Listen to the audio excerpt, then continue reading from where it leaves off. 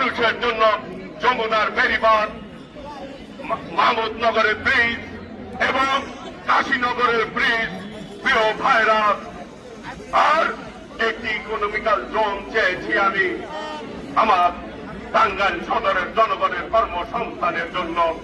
আর আমি একটি পর্যটন কেন্দ্র চেয়েছি যমুনার পারে, যাতে করে আমার এই টাঙ্গাইল সারা বাংলাদেশে পরিচিতি লাভ করে। উনি আমাকে আশ্বস্ত করেছেন এইগুলি করে দিবেন জনগণের ভোটে নির্বাচিত হলে। প্রিয় ভাইরা, আমি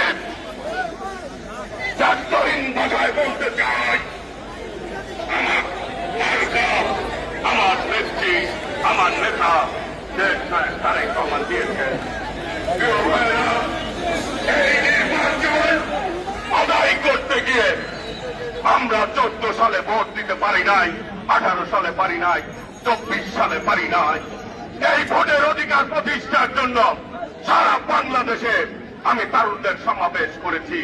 শুধু 4 কোটি প্রায় ভোটার, তরুণ ভোটাররা ভোট দিতে পারে নাই। প্রিয় ভাইয়েরা, তাদের ভোটার অধিকার প্রতিষ্ঠার জন্য, এই ভোটের অধিকার প্রতিষ্ঠার জন্য আমাদের 2000 নেতাকর্মী গুম হয়েছে। এই মিলিয়াসানি চৌধুরী, আলম, সুমন, বাপ্পি,